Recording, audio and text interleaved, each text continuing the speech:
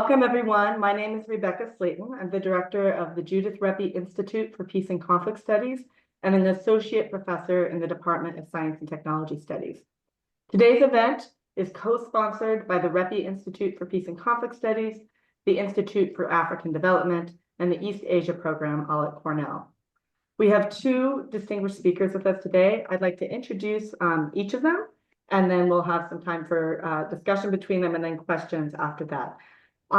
First, we're delighted to welcome Ambassador Herman J. Cohen, who's devoted his entire professional career to African and European affairs, not only as an ambassador, but also as an advisor to presidents and a 38-year veteran of the Foreign Service.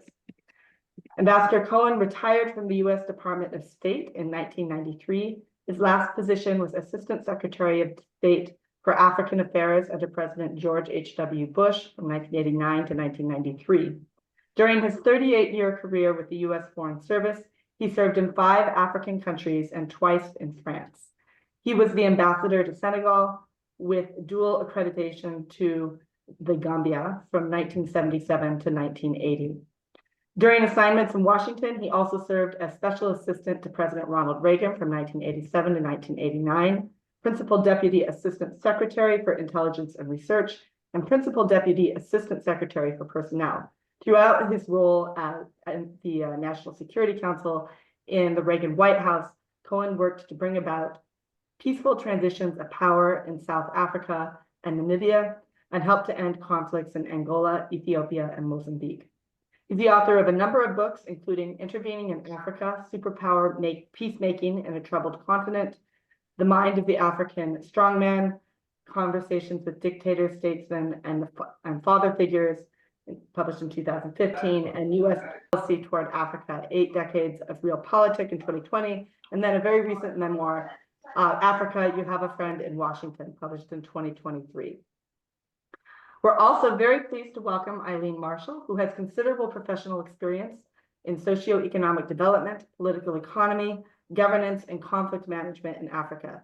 Since retiring from the World Bank in 2020, she works as an international development consultant and is a member of the management team for the Partnership for Transparency Fund, a nonprofit. Earlier in her career, she was senior advisor to the Global Coalition for Africa, responsible for its political economy portfolio, and served with USAID, the Agency for International Development, in Africa.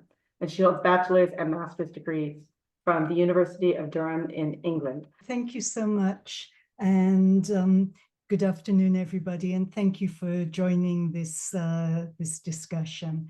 I want to start by saying that I have worked with Ambassador Cohen for a number of years. I have learned a lot from him, and I have very much benefited from his counsel. So I'm actually looking forward to having this conversation with him today. Just to set the context, it can be helpful to, we think, it can be helpful to look back on the relations that Russia, China, and the US have had with African countries since their independence in order to better understand the current situation and dynamics. Obviously, I have to make, first I have to make the obvious point that Africa is a continent. And there is tremendous diversity across African countries in terms of geography, resource endowments, income levels, climate, language, cultural history, population size, and many, many other things. It is also worth remembering that it is huge in terms of its physical landmass. But one thing African countries have in common is that most of them were colonized at some point and gained independence, often after protracted struggles and as a result of liberation movements from the late 1950s onwards, during the time that was also obviously the Cold War.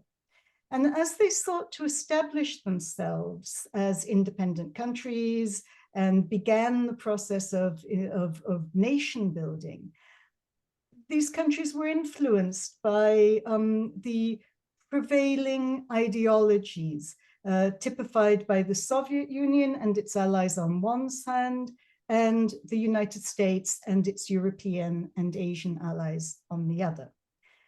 And it has to be said that the United States and the Soviet Union, led by Russia, also sought to influence them through a variety of means.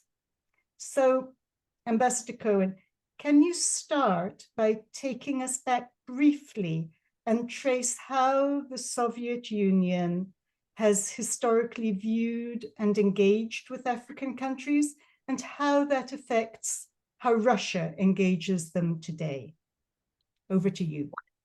Okay, well, during the Cold War, Russia, main interest was in supporting any African politician who would be willing to go against the colonial powers, against the British or the French, and to be anti-American. So they would support all sorts of individuals with money and what have you, and they encouraged this African struggle for independence. Now, after independence was achieved, say starting in the mid-1950s, the Russians. The only thing that the Russians really are good at, or can, in terms of economic development, Russia itself is an underdeveloped country. It really hasn't had much. It has high levels of poverty. It doesn't have much to offer the Russian people. So in terms of economics, they had very little to offer the Africans. So what could they offer the Africans? Security. And they developed a mercenary group called the Wagner Group. And they offered African leaders, look, you have people maybe rebelling in your country, you have subversives in your country, you have insurgencies in your country. We offer the Wagner Group to come in and help you. And a number of African countries took advantage of it. Now, the problem with that is, once the Wagner Group came in, they had to be paid. So how did they get paid? Well, the Africans didn't have much money, so they offered natural resources. To give you an example, the Central African Republic, which is the country just north of the giant Democratic Republic of Congo, they specialize in diamonds. And they had an insurgency with the Islamic, they had an Islamic insurgency in that country. The Russians sent in the Wagner Group. They dealt with the insurgency, and they said, well, we're going to get paid in diamonds. So effectively, the Russians control the diamond trade in the Central African Republic. And they've done this in other countries in Africa. It's essentially a mercenary operation. Thank you for that. And going back to the earlier involvement of the Soviet Union in African countries, I think it was always the case that the Soviet Union provided military assistance to African countries, and that has continued, and Russia is a major supplier of military assistance to a lot of African countries, in addition to this sort of slight shift with the Wagner Group, which has now, of course, been sort of assimilated into the Russian military and Russian state, which has added this economic dimension. And also you mentioned earlier on that the Soviet Union supported the liberation movements, supported the independence movements. And that, of course, has left a considerable residue of goodwill amongst African countries for Russia, which I think we've seen play out in a variety of ways, including over the Russian invasion of Ukraine. I think you made an important point about what the benefit the Wagner Group or this sort of economic security brings to African countries. It obviously costs them because they have to pay for it. But also it hasn't really been very successful in helping with the counterinsurgency operations. So I think what you're saying is that really African countries are not benefiting too much from the current Russian involvement in the country. Is that right? That's right. I don't see any real benefits from except to keep the current people in power. Yes. That's because in many countries they're fighting insurgencies or very strong opposition, or they could lose elections. So what the Russians are saying, in return for your money, we're going to keep you in power. Yeah. So it's benefiting the regime rather than necessarily the countries. Could we now move to look at China and Africa? China's influence on the continent has grown in recent years, but it also has quite deep roots. Could you give us a sense of how you see China's engagement has evolved strategically? Thanks. Well, during the war, during the Second World War, we were very close allies with the government of China under Chiang Kai-shek, and we helped them fight the Japanese in East Asia. I know my brother was in New Delhi during the Second World War, and he was involved with supporting the American forces fighting in China, Burma, and India. He was a mechanical engineer, and he was supporting the commanding general. He was supporting the commanding general's operation in New Delhi. So the Second World War had a major influence on Africa. Now, during the 1950s, you began the colonization of Africa. The British and the French and the Portuguese, especially, started colonizing. Why did they colonize Africa? Well, a source of minerals, a source of agricultural products, and they wanted to make sure that they can keep, and they had investors, their own investors going in, so they needed to protect these investors. So they had to send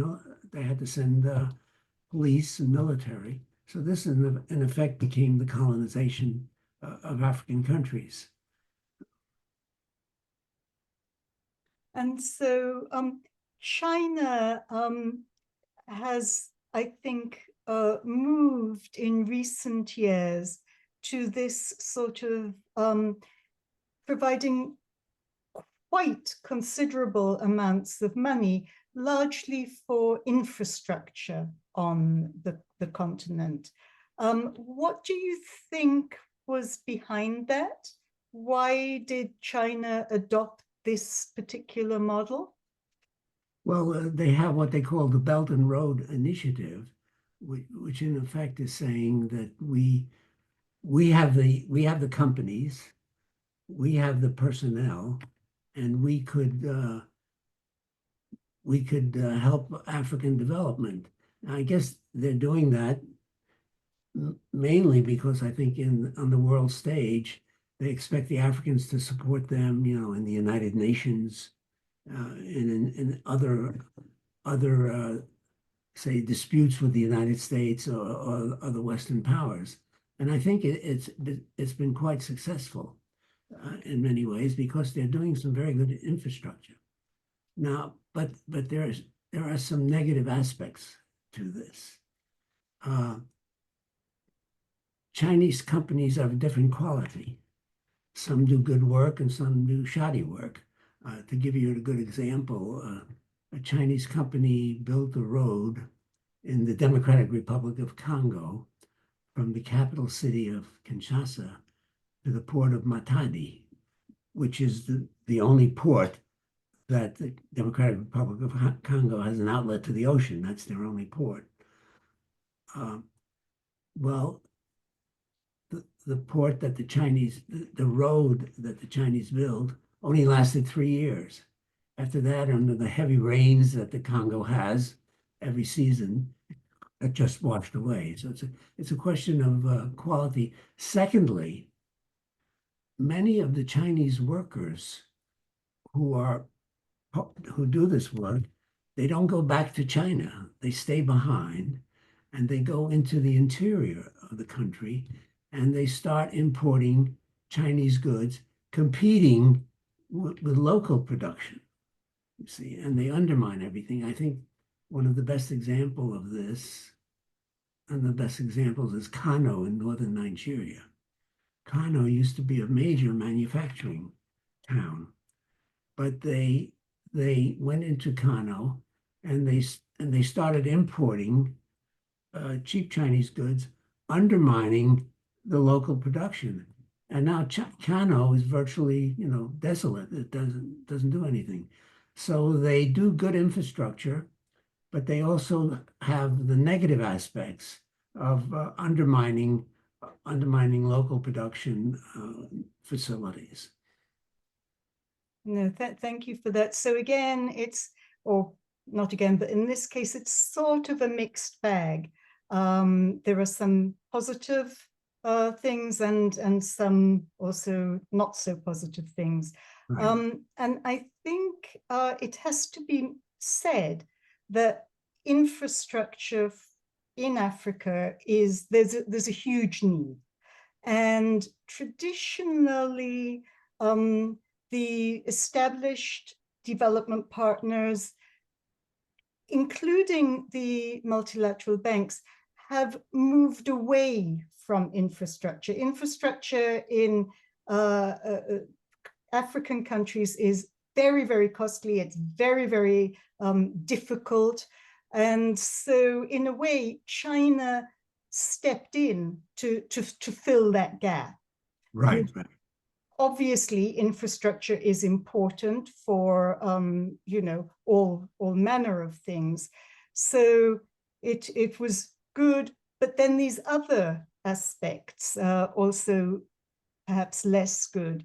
And one thing that I think is worth noting is China didn't subscribe to the traditional development assistance paradigm that had been, used by other countries.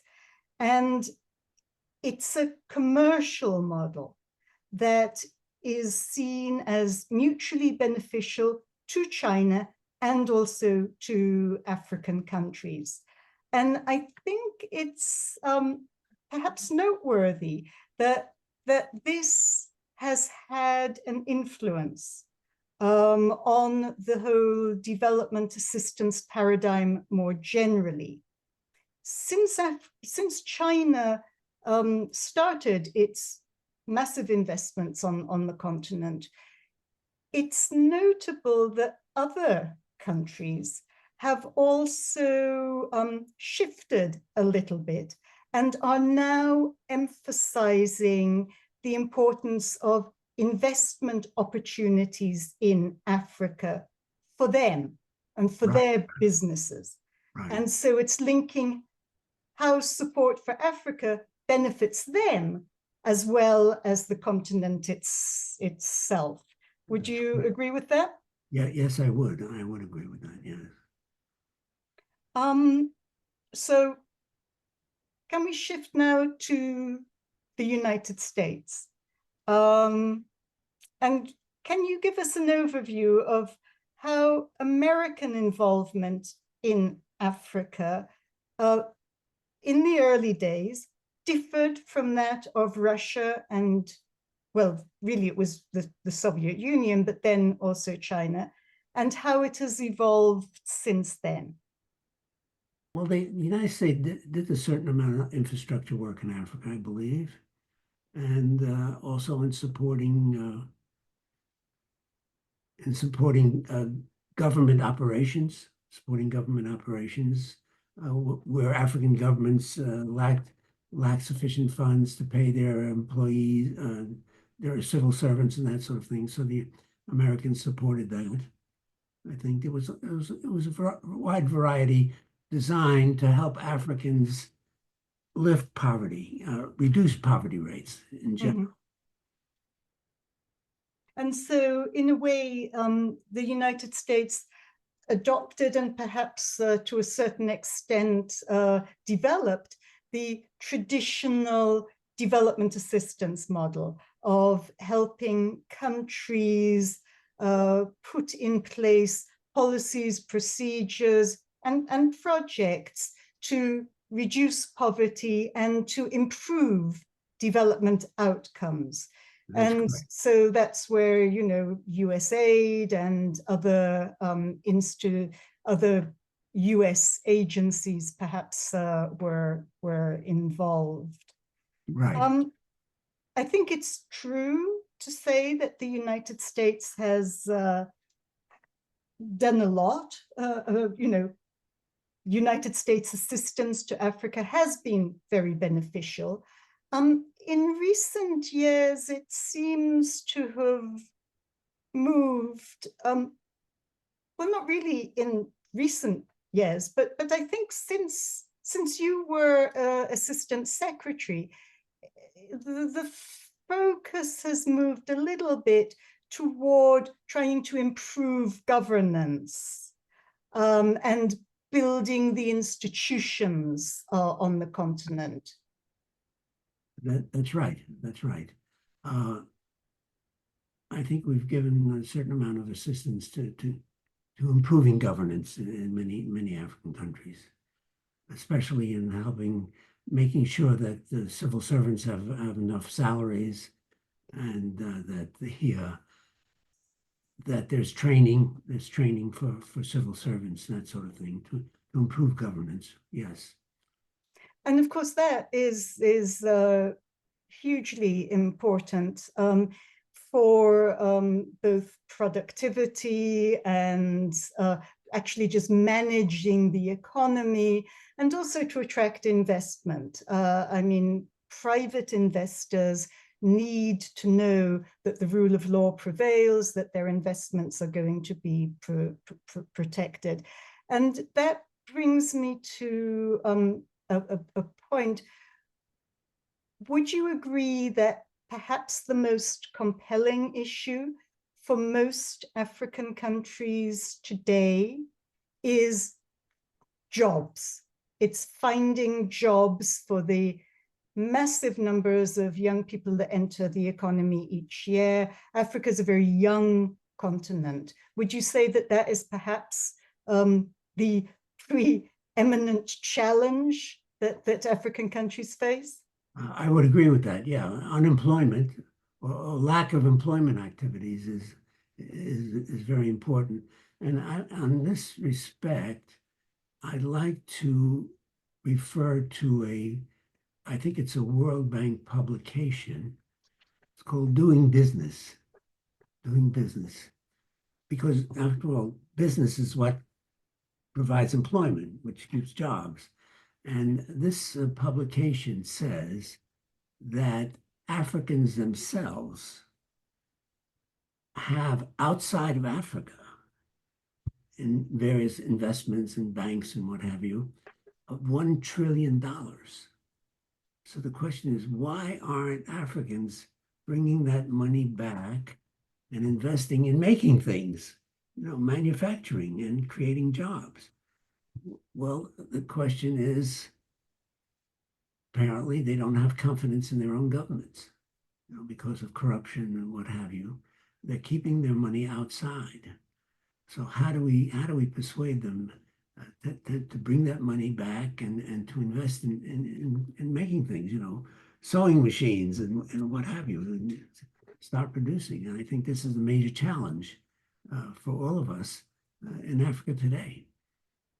Yeah, yes, and obviously the reason that people don't keep their money in the continent is, as you say, because they lack trust in the government, and therefore the whole US emphasis on institution building is a sort of way of helping to rebuild that trust and allow people and companies to believe that they can invest in Africa. And it has to be said that by and large, African countries create very good returns on investment. That's right. But it is this overarching governance weaknesses that put people off.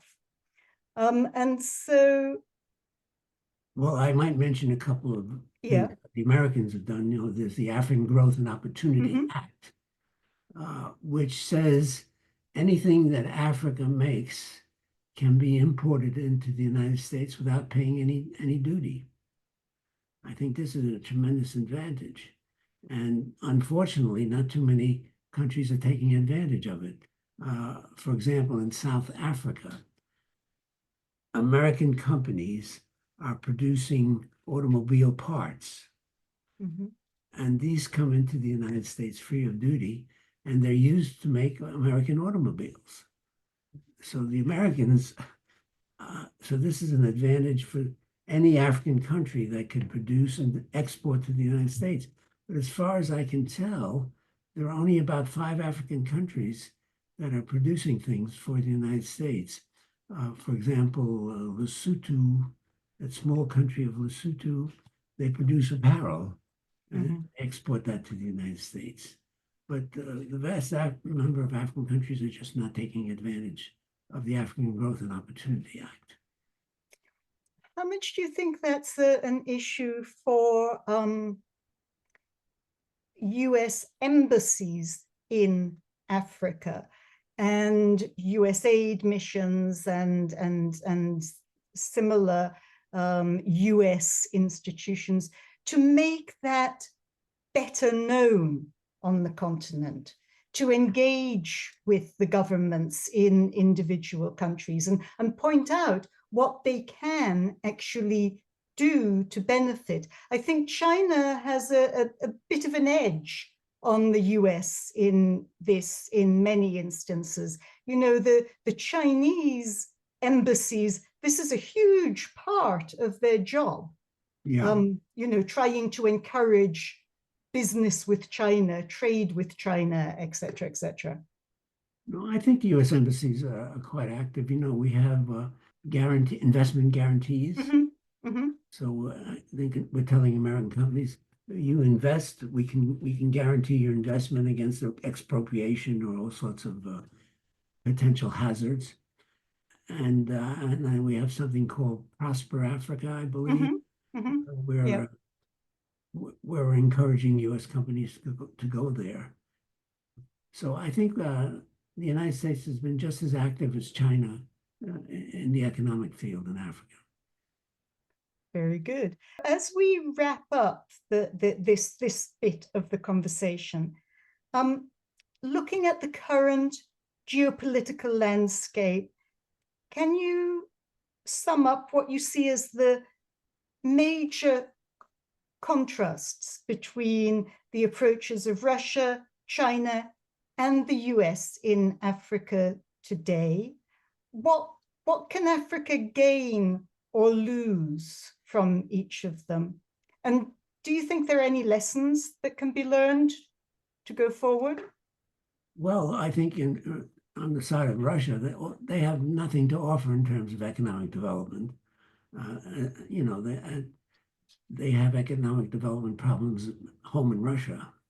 and having problems reducing poverty levels in Russia.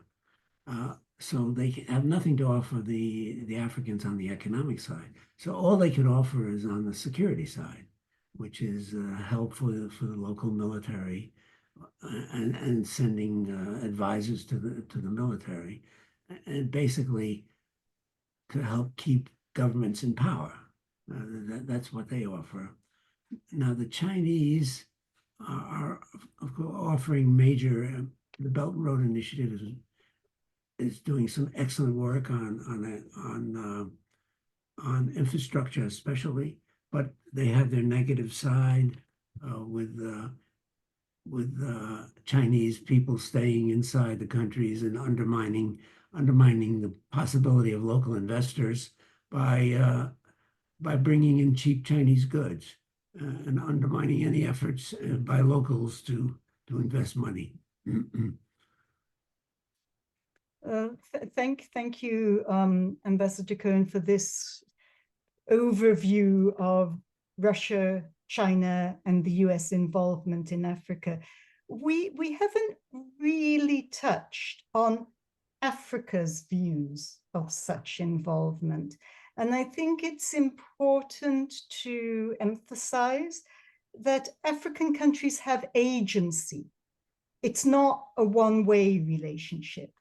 I think early on, it was very much that one-way relationship, but that has changed. And African countries can define and are defining how they want to engage, not just with these three major powers, but with all countries and across a whole range of issues. There's a lot we haven't had a chance to touch on, but it could be argued that to remain as a preferred partner, the US has to demonstrate that it is responding to the needs of African countries and entering into a true partnership with them, recognizing and valuing what the continent has to offer. Would you agree with that? Yes, I would agree with that. Yeah, generally I would agree, yes.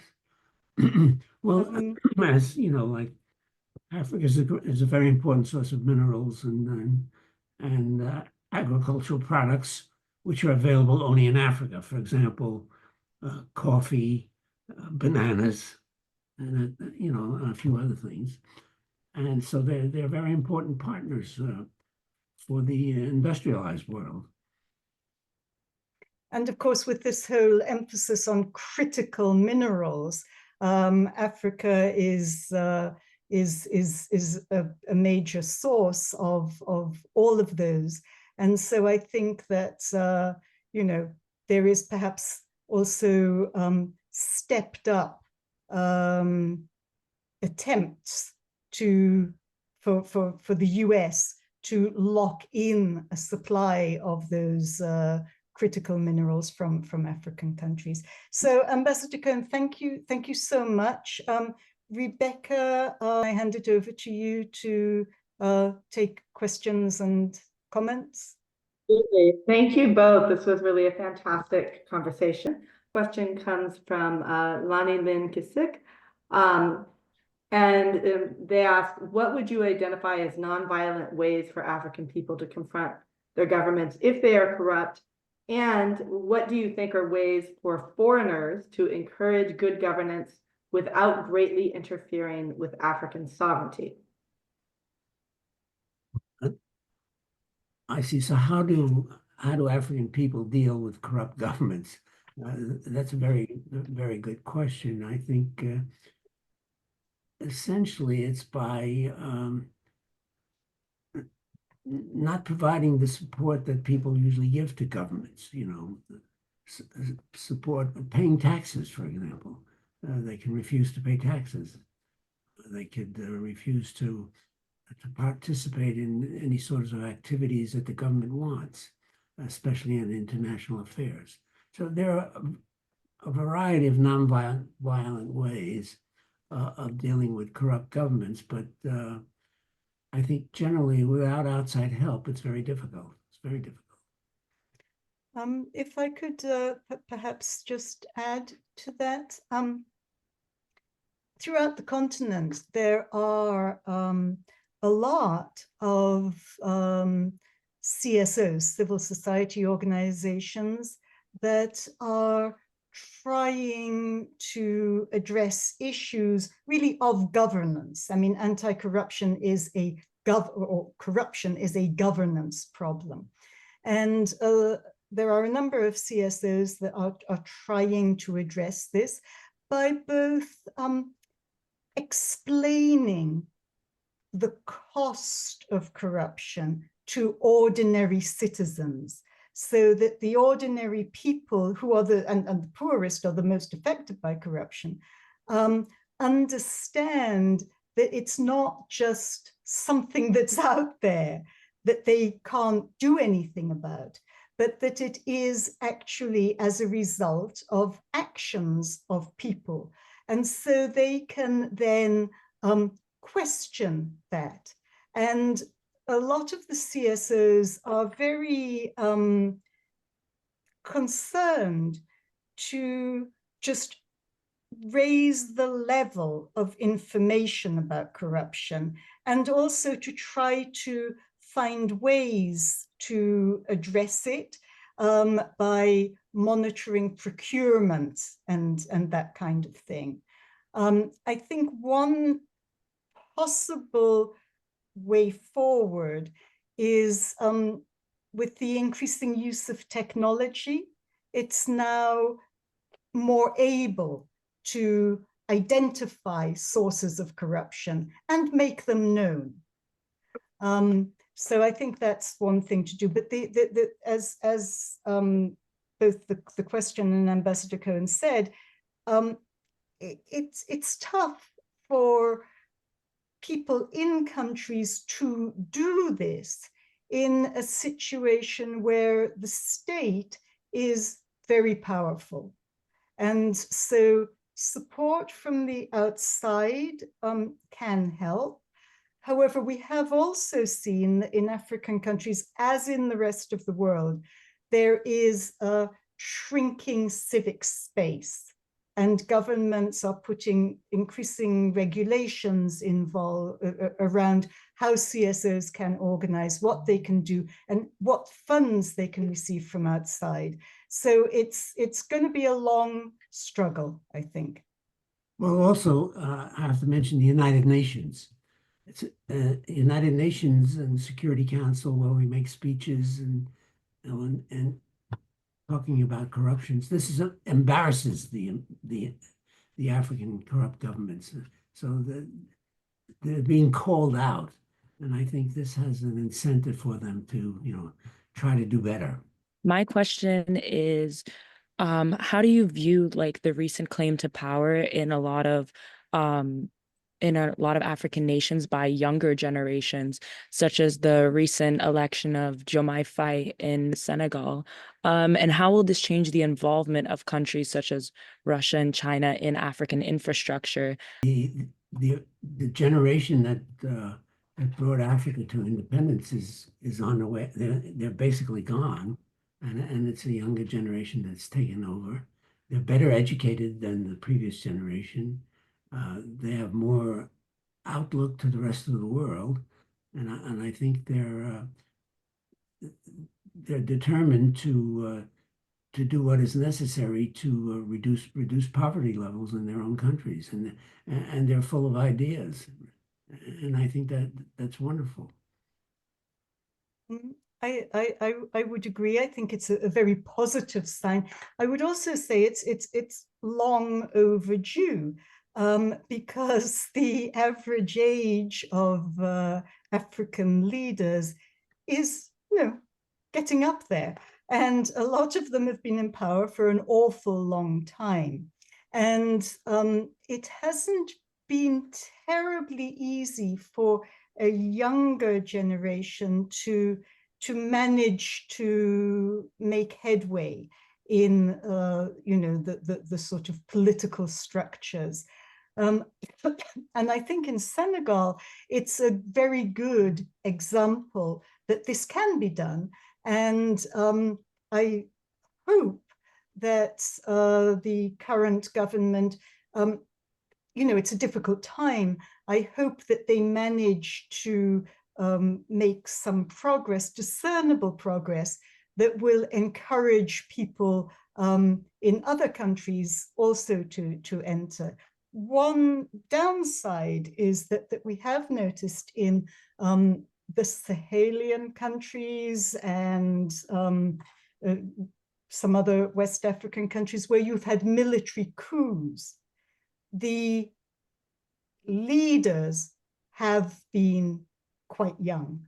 So it's not just the case that youth is good, because you also have young military leaders taking over power by non-constitutional means. But overall, I think it's a really positive sign that younger people are engaging in governance, in politics, and as Ambassador Cohen said, with a view to making life better for the general population.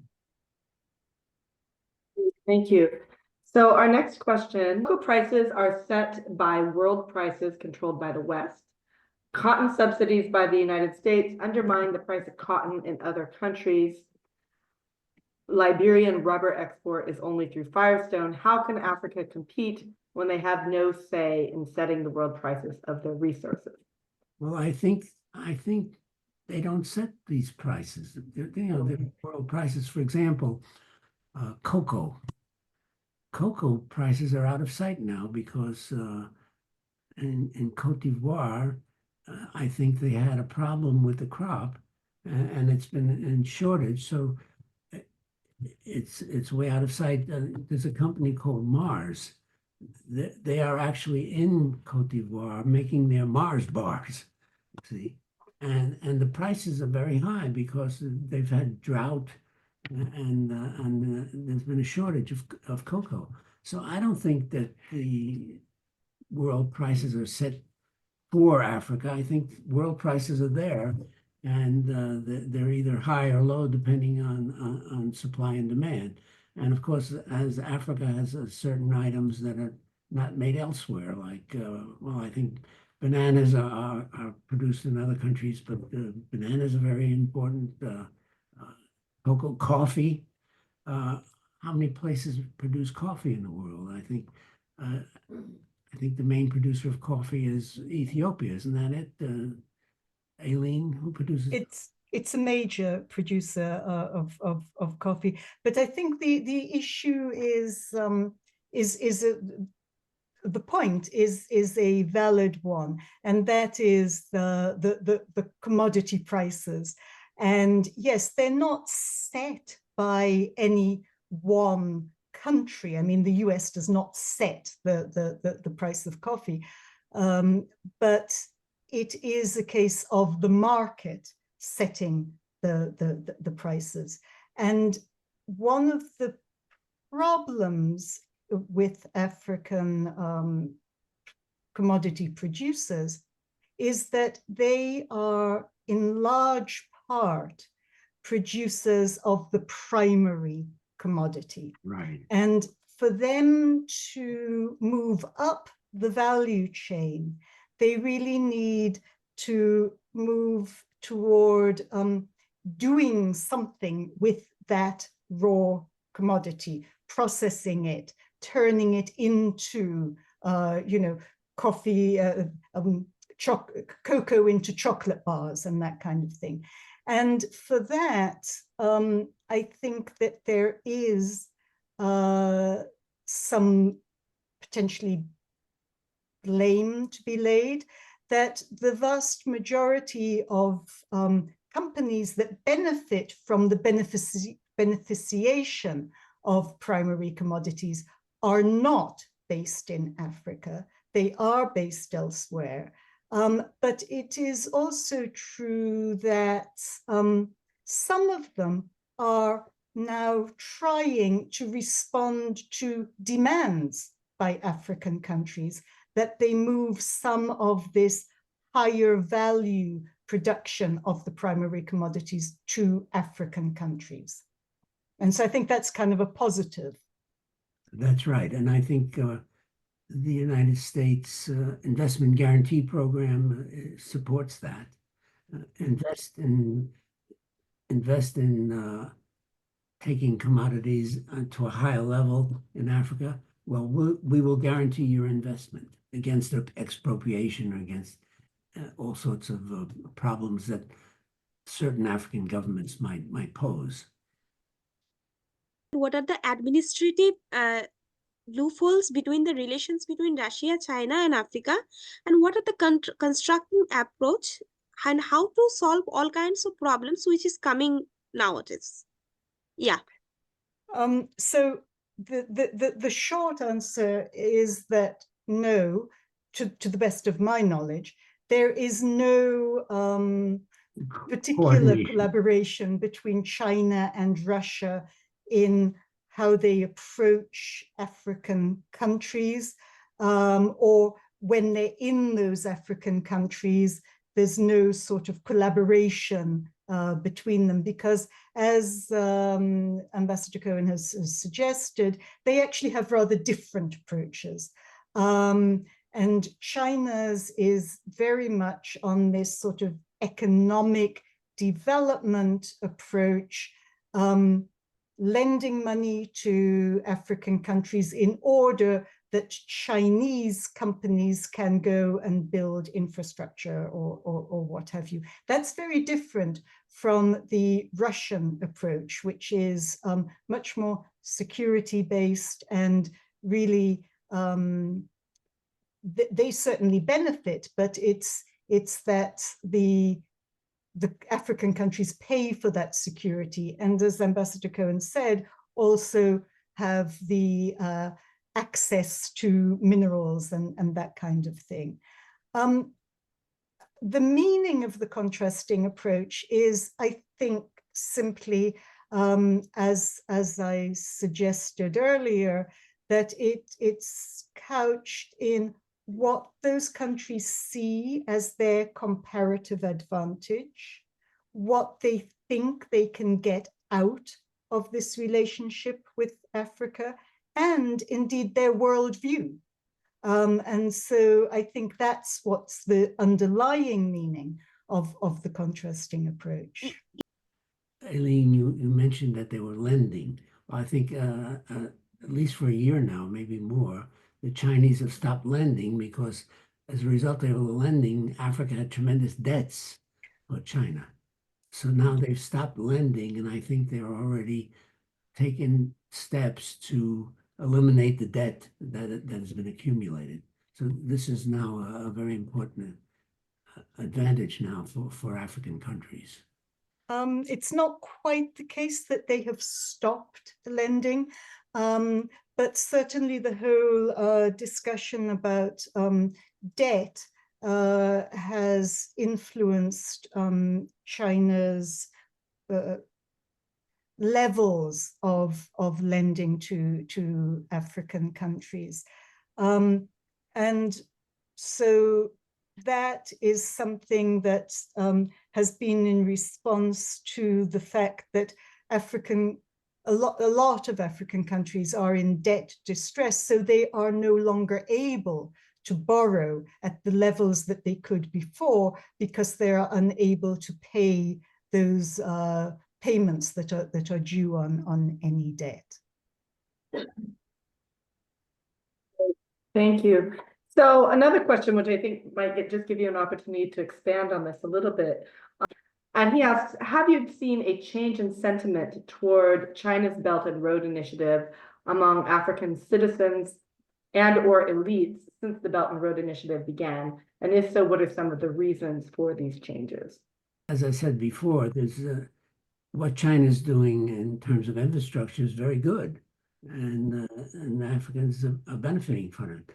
On the other hand, there's the negative side of Chinese people remaining behind and selling goods, importing goods, undermining the possibility of local production. You see.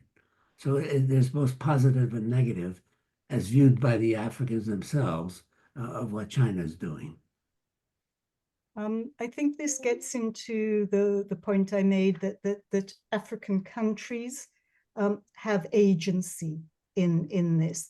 And I think we have seen a shift since the Belt and Road Initiative was first started. Initially, there was huge enthusiasm for it. And I think on behalf of elites and also citizens as well as governments, because infrastructure is very much needed. And so I think everybody was very enthusiastic about it. Over time, as some of these projects have proceeded, some problems have become evident. It's generally accepted that, for example, road projects financed by China are all well and good, and they're relatively quick and relatively inexpensive, whereas those financed by, for example, the World Bank or the African Development Bank are much more costly, take longer to be done, but they're also of rather better quality, and so they last longer. So some people are saying, okay, well, you know, there's quality and quantity that we have to sort of think about. I think also the whole debt situation has influenced people's perceptions of the Belt and Road Initiative because of the sheer amounts of money that were involved, that are involved. And the debt distress is not entirely due to Chinese loans. A lot of the countries that are in debt distress also borrowed on the market in terms that were much higher than those offered by China. Chinese loan terms tend to be higher than those offered by the multilateral development banks. And so people have sort of started becoming, in a way, a little bit more cautious. They still want the infrastructure. They still see China as, you know, providing the financing for infrastructure really when nobody else was doing it. The US used to finance a lot more infrastructure in Africa than it does now. It now finances more in the sort of health and education and agriculture and those kind of sectors. So I think the experience has led some people in Africa to sort of say, okay, we have to be a little bit more cautious and look at the longer term implications of this. But still, by and large, the BRI, I think, is still, you know, quite well regarded in African countries. Thank you.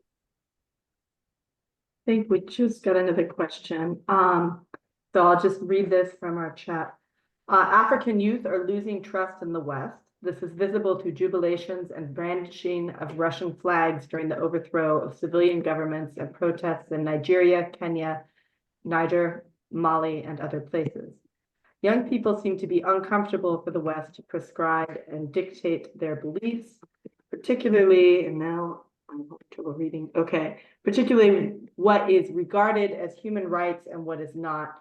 How is the campaign for gay and transgender rights on the African continent by the West contributing to mistrust among the African population toward the West? On the first part of the question, the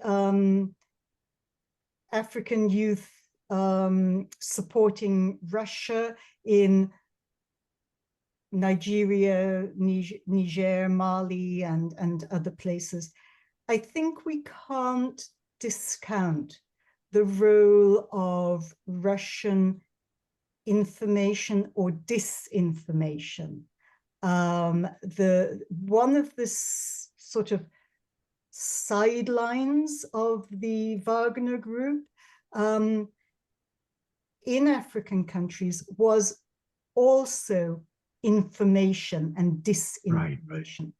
And as social media has taken off in a lot of these countries, it has become, as in the rest of the world, vulnerable to information being put out there, and then that information just being spread without any sort of double checking or things. And the Russians have been really very, very effective in using this.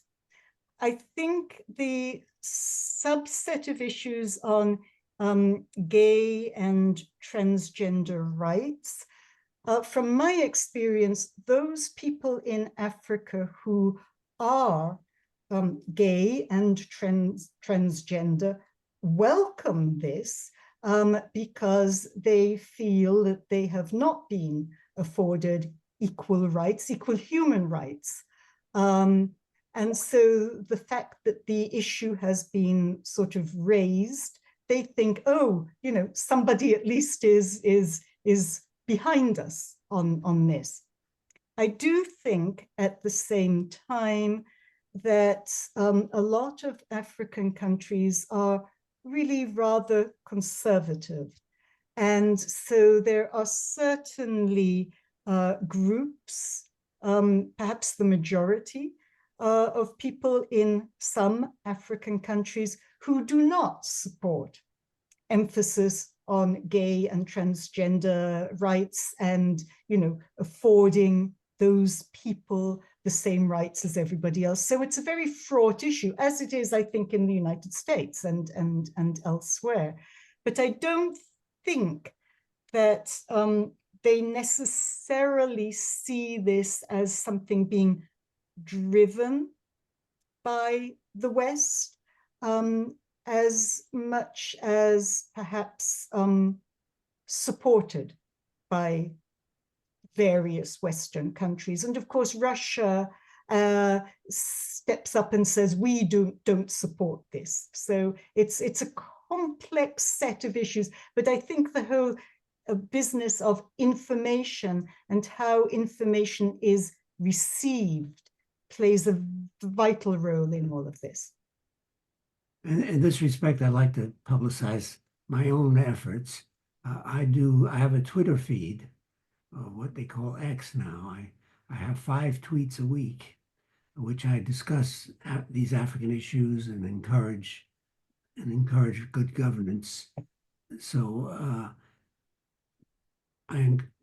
so our listeners are free to join that, and if you're interested in following Africa a little more closely in the future, it's at Cohen on Africa. Great, thank you. Our next question has to do with education. He says, it is possible to educate physicians in Uganda for $2,200 a year. How much does the US support education and avoid brain drain? In fact, the US has always supported education in African countries, as has the World Bank and, you know, France and the traditional donors. One of the issues is where do you put your money? And for a long time, there was an emphasis on primary education because that's the building block.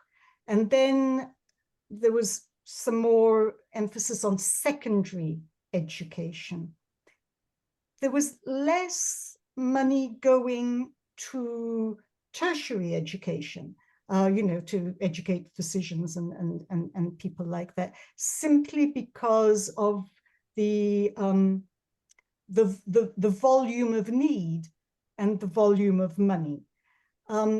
But there are some quite interesting efforts to support the higher levels of education in these needed fields like health.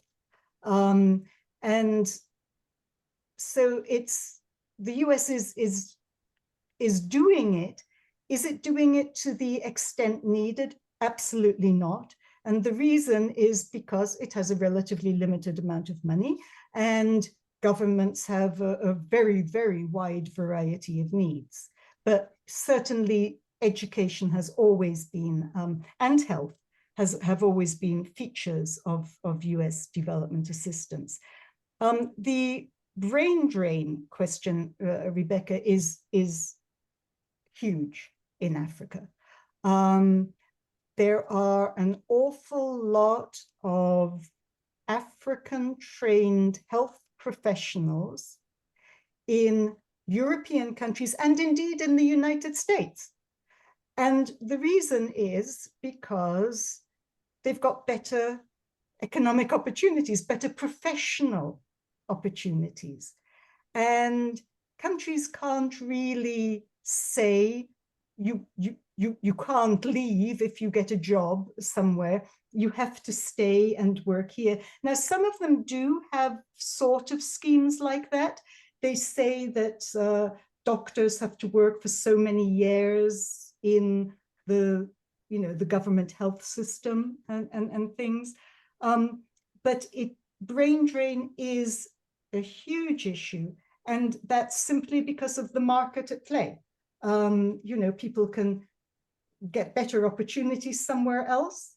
They might want to support their country, but they also want to give their children a better life. So it's not so easy to overcome. And it's certainly not so easy to overcome using development assistance. I remember a couple of years ago, I met a Nigerian doctor who was practicing here. And I said to him, are there many of you here? He said, no, there's several thousand of us. Our medical school is accredited, and the doctors who come out of it are licensed to practice, almost automatically licensed to practice in the United States. He said, and as soon as a Nigerian doctor gets his medical degree, he wants to come to the US to practice. So there's many of them here. And the US and a lot of European countries are themselves suffering from a relative shortfall in medical professionals. So they are, willing to recruit from India, Sri Lanka, and African countries. That's correct.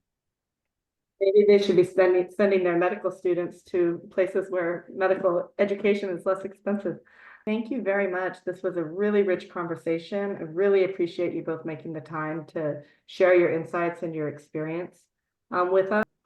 The Twitter/X feed of Ambassador Cohen is @Cohen on Africa. You can find that there. So keep learning there. Thank you very much. Thank you. Thank you.